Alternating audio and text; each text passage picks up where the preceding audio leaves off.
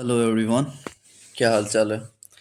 तो पिछले बैकएंड की सीरीज़ में हमने देखा था कि एचटीटीपी का क्यों यूज़ होता है और क्या होती है। लेकिन डिटेलिंग ऑफ एचटीटीपी हम इस लेक्चर में बात करेंगे उसके बारे में कि हाइपर टेक्स्ट ट्रांसफ़र प्रोटोकॉल क्या होती है और हम क्यों यूज़ करते हैं। ठीक है। तो प्रोटोकॉल तक हमने देख लिया था। टीसीपी आईपी प्रोटोकॉल क्या होती है। आज हम देखेंगे एचटीटीपी की मेथड्स और एचटीटीपी होता क्या है वो भी। ठीक है। तो स्टार्ट करें। आजा। तो हमें पता था, हमने ऑलरेडी देख रखा है कि हम जब भी ये हमारे पास क्लाइंट है लेफ्ट हैंड साइड पे, राइट हैंड साइड पे हमारे पास सर्वर है। जब भी क्लाइंट कोई रिक्वेस्ट करता है सर्वर पे, तो सर्वर उसको एक रिस्पॉन्स देता है। सर्वर क्या देता है, उसको एक रिस्पॉन्स देता है। ठीक है। और इसमें जो रिस्पॉन्स देता है वो मैंने एक एग्जांपल लेके बताया था कि अगर क्लाइंट से कुछ, फॉर एग्जांपल अगर मैं क्लाइंट हूँ। ठीक है, इसको मैं इरेज करके वापस से समझाता हूँ आपको। प्रीवियस लेक्चर का भूल जाओ आप। ठीक है, वापस दिखाता हूँ मैं।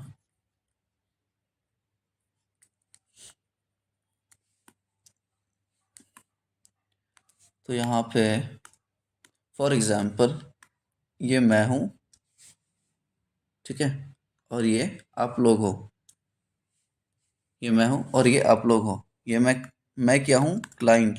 मुझे समझो आप क्लाइंट, आप हो सर्वर। मैं आपसे रिक्वेस्ट करूँगा कि भाई मुझे कोई डेटा चाहिए। आप बोलोगे डेटा की रिक्वेस्ट कर रहा हूँ मैं। ठीक है, आप बोलोगे ठीक है भाई, मेरे पास अगर डेटा है तो मैं रिस्पॉन्स में आपको डेटा दे दूंगा। समझ आ गई चीज़ें।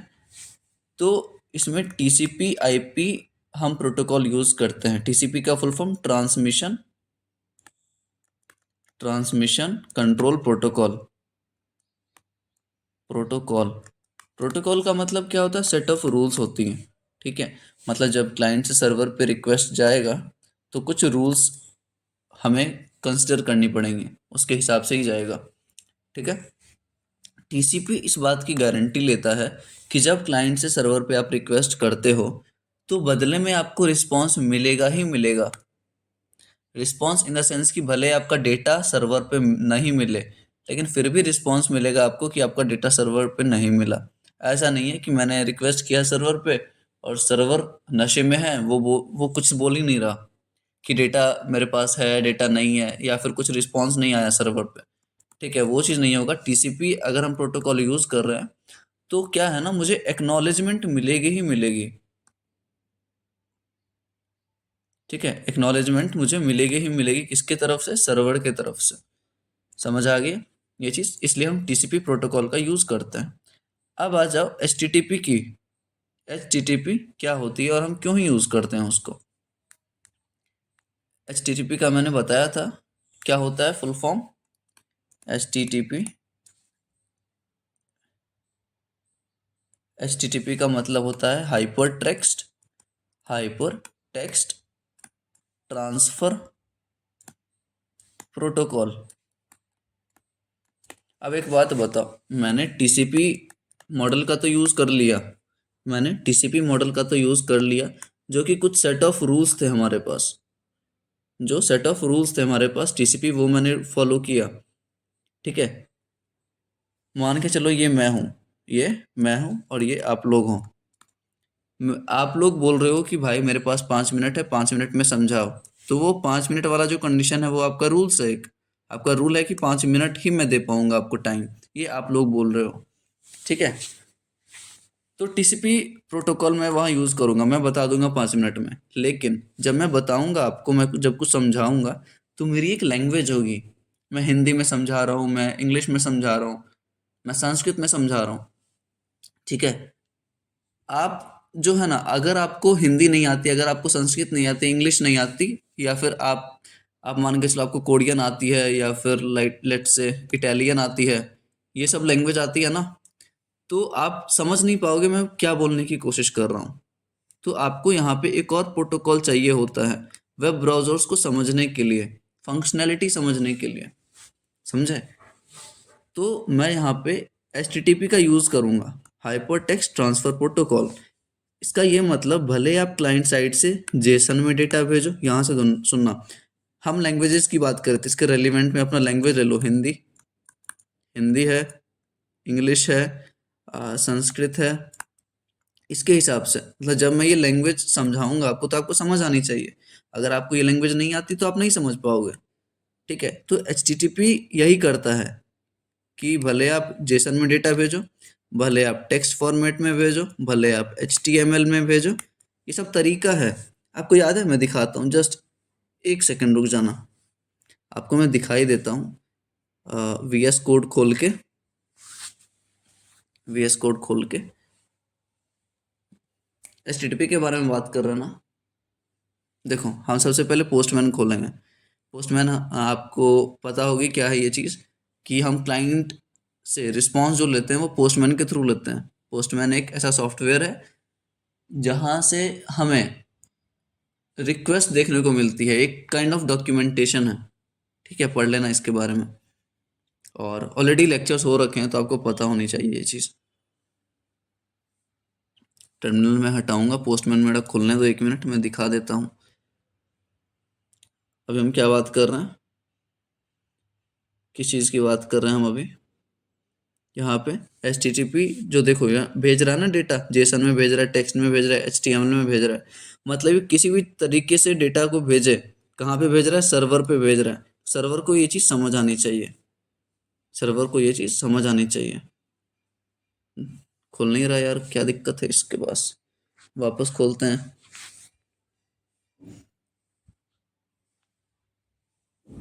नेटवर्क स्लो है क्या मेरा? देखो खुल गया, खुल गया, खुल गया। अब देखो यहाँ पे मेथड, कोई भी मेथड के बारे में हम जल्दी ही आएंगे। यहाँ पे देखो, आपको आना है बॉडी पे, रॉ पे। बॉडी और रॉ पे जब आप आओगे ना, तो यहाँ हम डेटा अपना डिफाइन कर सकते हैं इस एरिया में। आपने अगर पिछले बैकएंड की सीरीज देखी है तो आपको अच्छे से पता होगा कैसे हम डेटा भेजते हैं सर्वर साइड से। ठीक है, तो हम यहाँ पे अपने मैसेज को डिनोट करेंगे इस टर्मिनल पे। और यहाँ देखो, आप साइड में दिख रहा है, टेक्स्ट से भेजो, आप जावास्क्रिप्ट में जो जेसन में भेजो, HTML और XML, ये चीज़ें दिख रही हैं, ये चीज़ें दिख रही हैं। तो HTTP ये सारा चीज़ अलाउ करवाता है। जो हम यहाँ भेजेंगे ना वो HTTP, देखो यहाँ पे लिख रहा है ना, HTTP से भेजना है, वेब सॉकेट से भेजना है, gRPC से भेजना है, दिख रहा है ये चीज़। ये मैं जान के आपको दिखा रहा हूँ ताकि आपको पता हो ये चीज़ कि कैसे हम सर्वर से कनेक्ट कर सकते हैं। अभी हम करेंगे HTTP का use, hyper text transfer protocol. Sockets की बाद में बात करेंगे हम। ठीक है, तो HTTP ये अलाउ करता है कि आप डेटा किसी भी तरीके से भेज सकते हो। इतना ही दिखाना था मुझे, समझ आ गई चीज़ें? तो इसके लिए हम हाइपर टेक्स्ट ट्रांसफर प्रोटोकॉल का यूज़ करते हैं। समझ आ गया? अब अब एक बात बताओ, इसको हटाओ, ये समझ आ गया HTTP का क्यों यूज़ करते हैं। अब एक बात बताओ, ध्यान से सुनना। मुझे आपको कोई डेटा बताना है, फॉर एग्जाम्पल मुझे हिंदी आती है। अब सबसे पहले क्या हुआ था, सबसे पहले मुझे आपके रूल्स जानने थे कि आपका कोई रूल है बात करने का। आपने बोला 5 मिनट ही, ये कौन सा पार्ट आ गया? TCP का आ गया, जिसमें हमने रूल्स देखा। सेकंड क्या था? सेकंड मुझे क्या करना था? सेकंड हमने देखा HTTP रिक्वेस्ट के बारे में। मतलब मुझे जो लैंग्वेज आती थी, मुझे जो लैंग्वेज आती थी वो लैंग्वेज आपको नहीं आती थी, तो उसके वजह से हमने HTTP का यूज़ किया, HTTP। ठीक है, ताकि दोनों क्लाइंट भी समझे और सर्वर भी समझे। तो ये प्रोटोकॉल यूज़ करने से सारा कुछ सिंक्रोनस में सर्वर को समझ आ रही थी। थर्ड प्रोसेस क्या है? अब हमारा दोनों का लैंग्वेज हिंदी हिंदी हो गया, सर्वर क्लाइंट से हिंदी जा रहा है और सर्वर को भी हिंदी समझ आ रही है।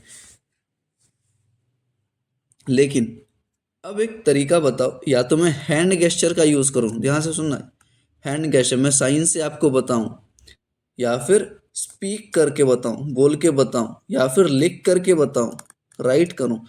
ये सब तरीके हैं जिससे मैं बता सकता हूं आपको। कोई भी लेक्चर पढ़ा सकता हूं मैं। ठीक है, बिना बोले भी बता सकता हूं, लिख के भी बता सकता हूं, और हैंड गेस्चर से भी बता सकता हूं अगर आप मेरे सामने रहोगे तो मैं कोई भी तरीका यूज कर सकता हूं। लेकिन यहाँ पे एक ग्लिच है, यहाँ पे एक ट्विस्ट है।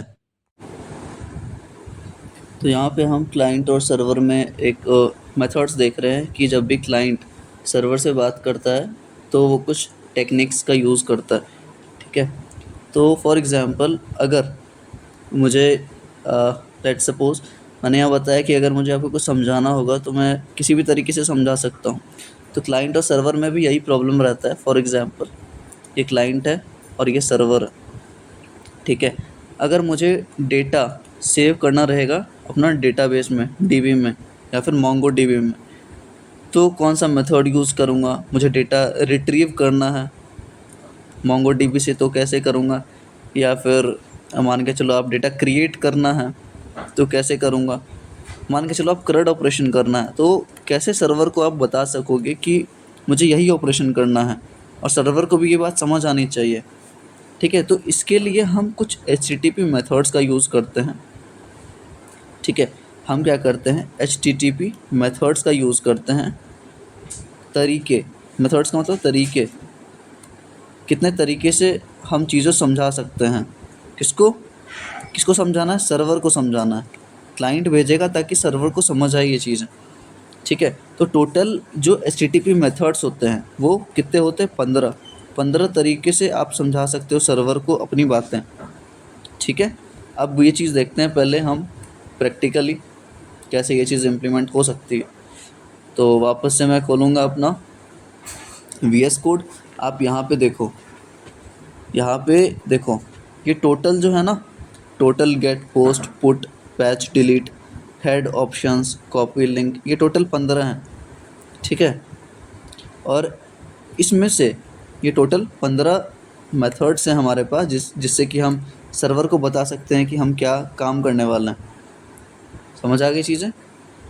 तो 15 हैं टोटल। कितने मेथड्स हैं हमारे पास? 15 मेथड्स हैं। मेथड्स किसका है? HTTP का। जस्ट अ सेकेंड, किसका है? Of HTTP, hyper text transfer protocol, जिसमें से हम बस 4 यूज़ करते हैं। 4 यूज़ ओकेजनली वैसे बहुत सारा है, लेकिन कॉमनली हम बस 4 यूज़ करते हैं, जिसका ये रहता है गेट सबसे पहले, पोस्ट पुट और डिलीट।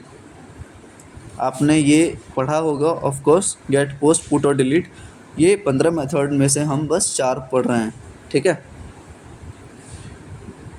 अब देखो, अब कोई भी ऑपरेशन ना गेट और पोस्ट से कर सकते हो। गेट और पोस्ट से आप डेटा को लाइक रीड आउट कर सकते हो, रीड करना है, ठीक है, क्रिएट कर सकते हो। मोंगो डीबी की बात कर रहा हूँ अभी मैं। तो आप गेट और पोस्ट से सारा काम कर सकते हो, लेकिन ऑफिशियली जो बना है ना, वो पुट क्यों काम आता है? अपडेट करने के लिए, डिलीट डेटाबेस डिलीट करने के लिए, ठीक है। और लाइक क्रिएट वगैरह करना है तो आप कोई भी यूज़ कर सकते हो गेट पोस्ट का, या फिर रीड करना है तो कोई भी यूज़ कर सकते हो। इसमें अपने को डिसाइड करने की ज़रूरत नहीं है। लेकिन कन्वेंशनली मतलब प्रोफेशनली अगर हम बात करें तो पोस्ट ज़्यादा यूज़ होता है, और मैं अभी डिटेल और इसमें जाऊंगा। पोस्ट हम क्यों यूज़ करते हैं? देखो, हम मैक्सिमम टाइम हम पोस्ट यूज़ करते हैं। क्यों यूज़ करते हैं? ये कॉन्सेप्ट अगर आपको समझ आ गया ना तो ये थोड़ा डेप्थ की चीज़ें हैं, मज़ा आएगा। हम कभी कभी गेट का यूज़ करते हैं मिनिमम टाइम जब डेटा कम रहता है। गेट का यूज़ कब करते हैं और पोस्ट का यूज़ कब करते हैं? गेट का यूज़ हम तब करते हैं जब डेटा हमारे पास जो है वो स्मॉल है, और पोस्ट का यूज़ कब तब करते हैं जब डेटा जो है वो बिग है। समझ आई चीज़ें? समझ आई? पहला डिफरेंस लिख लो आप इस चीज़ के, ठीक है। गेट हम तब यूज़ करते हैं जब हमारे पास डेटा जो है वो स्मॉल है, और डेटा बिग जब रहेगा वो हम पोस्ट यूज़ करेंगे तब। समझ आ गई चीज़ें? अब दूसरा डिफरेंस क्या है? गेट मेथड जो है ना वो ब्राउज़र सपोर्टेड है। ब्राउज़र इसको सपोर्ट करता है, मतलब ब्राउज़र को समझ आता है कि गेट मेथड क्या है, लेकिन ब्राउज़र को पोस्ट मेथड समझ नहीं आता। ब्राउज़र डू नॉट अंडरस्टैंड कुछ भी लिख लो आप, कि ब्राउज़र को ये समझ नहीं आता ब्राउज़र समझता नहीं। कौन सी मेथड? पोस्ट। थर्ड डिफरेंस देखें, चलो इसी में आ गया बिग डेटा मतलब हैवी डेटा। जब भी मुझे हैवी डेटा से डील करना रहेगा तब हम पोस्ट का यूज़ करेंगे, और स्मॉल डेटा है तो हम गेट का यूज़ करेंगे। ठीक है, बस अभी के लिए दो ही देखो। इतना याद रखना कि हैवी डेटा और कम डेटा। फॉर एग्ज़ाम्पल मुझे अपने वेब सर्वर पे मान के चलो कोई वीडियो भेजना है 200 MB का या 500 MB का, तो आपको लगता है क्या आप गेट से भेज सकते हो? नहीं भेज पाओगे। गेट बहुत ही कम डेटा के लिए यूज़ होता है भाई। ठीक है, पोस्ट के लिए आप कुछ भी यूज़ करो, कोई दिक्कत नहीं है। तो मिनिमम आपको 4 चीज़ें पता होनी चाहिए। यहाँ पे 15 HTTP के मेथड्स हैं हमारे पास, और 15 में से हम 4 मिनिमम यूज़ करते हैं। सबका काम आप देख लेना। अगर इन सब का काम आपको देखना है ना कि कैसे वर्क करता है, CRUD ऑपरेशन कैसे परफॉर्म होती है, तो आप स्टार्टिंग के लेक्चर्स में जाओ। CRUD ऑपरेशन पे बहुत ही अच्छा लेक्चर हो रखा है हमारा, ऑलरेडी 60-70 प्लस वीडियोस हो गई है, तो आप जाके डिटेल में देखो इन सब चीज़ों को। समझ आ गई चीज़ें? अब आगे बढ़े क्या? HTTP मेथड्स हमने देख लिया, चलो इरेज करते हैं, पूरा इरेज कर दूँ। मेथड्स देख लिया हमने, 15 मेथड्स होते हैं, 4 काम के हैं हमारे। 15 मेथड्स हैं जिसमें से बस 4 काम के हैं। ठीक है, सारा कुछ आपको समझ आ गया होगा। अब आगे बढ़ते हैं अपन। और ये चीज़ काफ़ी ज़रूरी है अपने को जानना कि जब भी हम गूगल पे टाइप करते हैं कोई भी वेबसाइट, तो वो कैसे बैकएंड में काम कर रही है, कैसे वो चीज़ें काम कर रही हैं। ठीक है, HTTP में हमने देख लिया, HTTP का हमने मेथड देख लिया। अब आता है सॉकेट्स का। क्या होते हैं सॉकेट्स? देखो वापस से ध्यान देना, ये मेरे पास क्लाइंट है और ये मेरे पास सर्वर है। तो क्लाइंट जब सबसे पहला रिक्वेस्ट करता है ना सर्वर को, सबसे पहला रिक्वेस्ट करता है, तो वो रिक्वेस्ट नहीं होती। फॉर एग्ज़ाम्पल मैं आपसे बात करने की कोशिश कर रहा हूँ, ये मैं हूँ, ठीक है, ये मैं हूँ, मैं आपसे बात करने की कोशिश कर रहा हूँ। मैं बोलूँगा, मैं हाय बोल रहा हूँ आपको, ठीक है। तो सबसे पहले अगर मैं आपको हाय बोल रहा हूँ ना, तो मतलब मेरा ये है कि मैं चाहता हूँ अपने बीच में एक कनेक्शन बने। मैं कनेक्शन सेटअप करूँगा। मतलब मैं चाहूँगा कि आप मुझसे बात करो। वो आप पे डिपेंड करता है आप बात करोगे नहीं करोगे, लेकिन मेरा तो काम है कि मैं कनेक्शन सेटअप करने की कोशिश करूँगा, मैं नेटवर्किंग करूँगा। ठीक है, तो क्लाइंट भी यही करता है। क्लाइंट सबसे पहला जो रिक्वेस्ट करता है वो रिक्वेस्ट नहीं रहता, वो कनेक्शन सेटअप करता है। मतलब कनेक्शन सेटअप का रिक्वेस्ट करेगा कि आपको अगर कनेक्ट होना है तो बताओ। सर्वर बोलेगा ठीक है, एक्सेप्ट कर लेता हूँ मैं, कनेक्शन रिक्वेस्ट एक्सेप्टेड। फिर ये दोनों आपस में डेटा भेजेंगे, डेटा रिट्रीव करेंगे, और फिर लास्ट में क्या होगा, वापस से बोलेगा अब मुझे डिस्कनेक्ट करो सेटअप। ठीक है, फिर बोलेगा ओके एक्सेप्टेड, फिर ये डिस्कनेक्ट हो जाएगा, फिर डेटा नहीं भेज पाएगा। तो ये प्रोसेस है। तो सबसे पहले जो ये रिक्वेस्ट कर रहा है ना, वापस में थोड़ा क्लीन कर दो इस चीज़ को, ठीक है। तो सबसे पहला जो रिक्वेस्ट कर रहा है क्लाइंट, ये क्लाइंट है और ये सर्वर है। सबसे पहला जो रिक्वेस्ट कर रहा है वो कनेक्शन सेटअप का कर रहा है, कनेक्शन सेटअप की मुझसे कनेक्ट करो, ठीक है। और वो जो कनेक्शन सेटअप है ना, वो सॉकेट के थ्रू होता है, आपको यहाँ पे कंफ्यूज होने की ज़रूरत नहीं है, क्योंकि ये सॉकेट और वेब सॉकेट्स बहुत ही अलग हैं। आप इसको कंबाइन मत करना। तो मैं ये बोल रहा हूँ कि जब क्लाइंट सर्वर से बात करता है और पहला बार वो जब कनेक्शन सेटअप करने की कोशिश करता है, तो वो सॉकेट के थ्रू होता है, ठीक है। और ऐसा कुछ मेथड होता है सॉकेट डॉट ऑन होने पे ये परफॉर्म होगा, ऐसा वैसा कुछ, ठीक है। हम देखेंगे, सारा कुछ देखेंगे हम। तो ये सॉकेट का बेसिक पार्ट है कि जब भी आप कनेक्शन सेटअप करते हो तो सॉकेट उसमें काम आता है। इतना जानना है, इससे ज़्यादा अपने को नहीं जानना अभी, ठीक है। तो सॉकेट के बारे में हमने देख लिया, ठीक है। आ जाओ आगे बढ़ते हैं अपन। तो सॉकेट के बारे में हमने देख लिया है। अब लास्ट चीज़ जो बची है वो है पैकेट्स एंड डीएनएस और पोर्ट के बारे में। पैकेट क्या होती है, डीएनएस क्या होता है। आ जाओ आ जाओ आ जाओ। तो ये सब कॉन्सेप्ट मैं एकदम फ़िल्टर आउट करके लाता हूँ आपके पास। ऐसा नहीं है कि पहले बना लिया कुछ भी, नहीं। मैं देखता हूँ कि क्या चीज़ें बताना ज़रूरी है और क्या नहीं बताना ज़रूरी। ठीक है, वापस से देखो आप, ये रहा मेरे भाई साहब क्लाइंट, ये रहे भाई साहब सर्वर। ये क्या है, क्लाइंट और ये सर्वर। यार गाली मत देना मेरे हैंडराइटिंग की वजह से, ठीक है। क्लाइंट और सर्वर है, ये क्लाइंट भाई साहब और ये सर्वर भाई साहब। अब क्या होगा, अब जब ये डेटा भेजता है, रिक्वेस्ट करता है, क्लाइंट ने रिक्वेस्ट की सर्वर से कि भाई मुझे डेटा दे दो, डेटा दे दो, ठीक है। सर्वर बोलेगा ठीक है भाई आप डेटा ले लो, आप डेटा ले लो। लेकिन लेकिन लेकिन क्या वो डेटा ऐसे ही दे देगा, क्या वो डेटा ऐसे ही दे देगा? नहीं नहीं नहीं नहीं नहीं नहीं। कैसे होता है डेटा, डेटा जो ये भेजता है ना वो एक बार में नहीं भेजेगा। अब क्या है, मान के चलो ये सर्वर नाराज़ है, इसको भरोसा नहीं है इस क्लाइंट पे, इस सर्वर को इस क्लाइंट पे भरोसा नहीं है, इस सर्वर को इस क्लाइंट पे, ठीक है, सर्वर को क्लाइंट पे भरोसा नहीं है, बिल्कुल भरोसा नहीं है कि डेटा देने के बाद ये मुझे छोड़ देगा, मेरा दोस्ती तोड़ देगा ऐसा।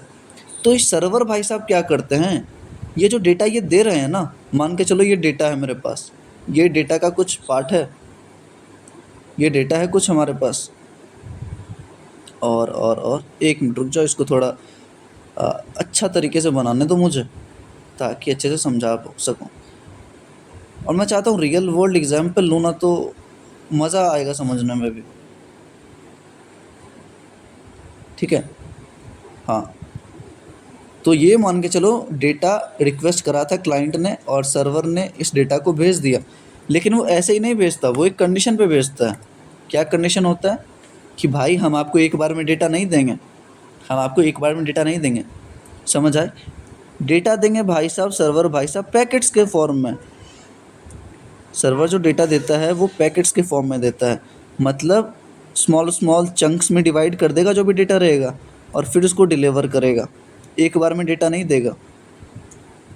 समझ आई चीज़ें, मतलब यहाँ क्या कर रहा है, वो डेटा एक बार में प्रोवाइड नहीं कर रहा, स्मॉल चंक्स में डेटा को डिवाइड कर रहा है और टाइम टू टाइम, जैसे रिक्वायरमेंट के हिसाब से कि डेटा कितना चाहिए और किस फॉर्मेट में चाहिए, ठीक है, उसके हिसाब से ये डेटा को पैकेट्स में डिवाइड कर रहा है और फिर प्रोवाइड कर रहा है ये किसको, फिर प्रोवाइड कर रहा है ये क्लाइंट को। समझ आया। इस प्रोसेस को हम चंकिंग भी बोलते हैं, या फिर आप इसको बोल दो ऐसे ही पैकेट डिवीज़न, कुछ भी बोल सकते हो, ठीक है। ये कॉन्सेप्ट है हमारे पैकेट भाई साहब का, समझ आ गई। चलो आगे देखते हैं। अब ये पैकेट्स का कॉन्सेप्ट हो गया, आगे देखते हैं डीएनएस क्या होता है। डीएनएस क्या होता है, क्या देखना है हमें, डीएनएस। इसका फुल फॉर्म पहले लिखो, domain name server, domain name server. अब मान के चलो वापस ये क्लाइंट है, ये सर्वर है, सर्वर क्लाइंट, ठीक है। सर्वर और क्लाइंट का क्या रहता है, अपना अपना आईपी एड्रेस। मैंने बताया था आईपी एड्रेस के बारे में, नहीं बताया था तो देख लो। आईपी का फुल फॉर्म होता है इंटरनेट प्रोटोकॉल एड्रेस, कि इंटरनेट पे ये जो जो भी रूल्स फॉलो करता है, जो भी प्रोटोकॉल फॉलो करता है, उसका एक एड्रेस है। तो मान के चलो क्लाइंट का जो एड्रेस है वो 27.271.1.7.98, ये इसका आईपी एड्रेस है। और सर्वर का भी ले लो कुछ, जैसे कि हम ले सकते हैं 102.209.1.3, ठीक है। तो ये दोनों का आईपी एड्रेस है, ये दोनों का आईपी एड्रेस है। अब जब डोमेन नेम सर्वर क्या है ना, डोमेन नेम, मान के चलो मैंने एक डोमेन खरीदा, डोमेन मतलब एक नाम, गूगल पे, इंटरनेट पे, गूगल नहीं बोल सकते हम, हम इंटरनेट पे, इसको थोड़ा और डिटेल में मैं अगर समझाऊँ तो इंटरनेट पे हम एक नेम रजिस्टर करवाते हैं। जैसे कि मेरा कोडपैक्ट है, तो मैंने कोडपैक्ट नेम, ये जो नाम है ये मैंने रजिस्टर करवाई है। ठीक है, ये नाम मैंने ख़रीदा है इंटरनेट पे डालने के लिए, इंटरनेट पे शो होने के लिए। तो मैंने ये जो नाम ख़रीदा है ना, मैंने ये जो नाम ख़रीदा है, मान के चलो मैंने जो लोकली बनाई, फॉर एग्ज़ाम्पल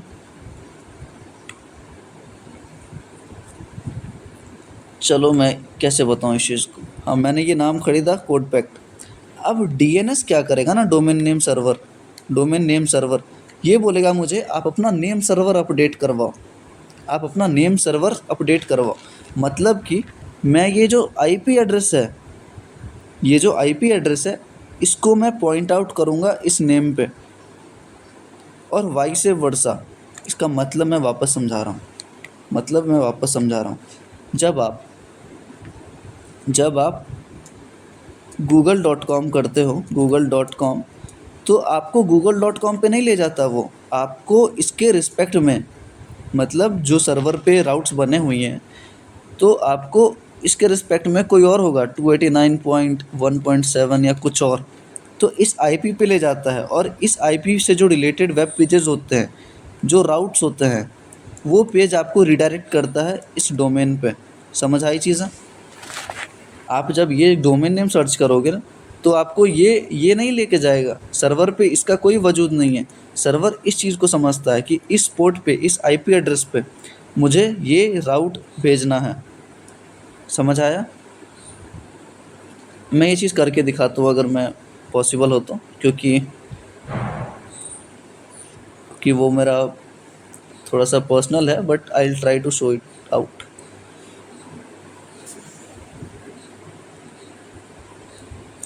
ठीक है, नेम सर्वर्स मैं दिखाने की कोशिश करता हूँ आपको। नेम सर्वर जैसे अपडेट होता है ना,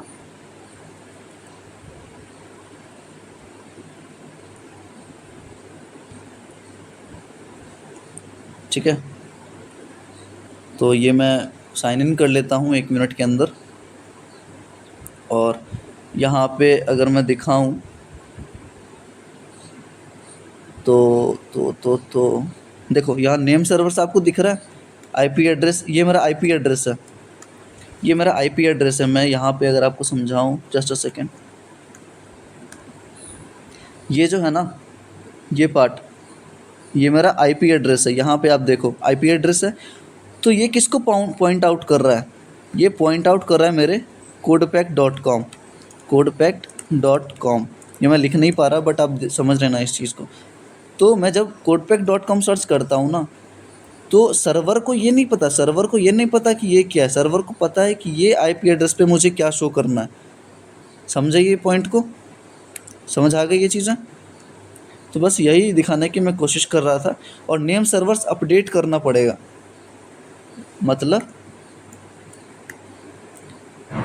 मतलब ये कि, मतलब ये बोल रहा हूँ मैं कि लेट्स से,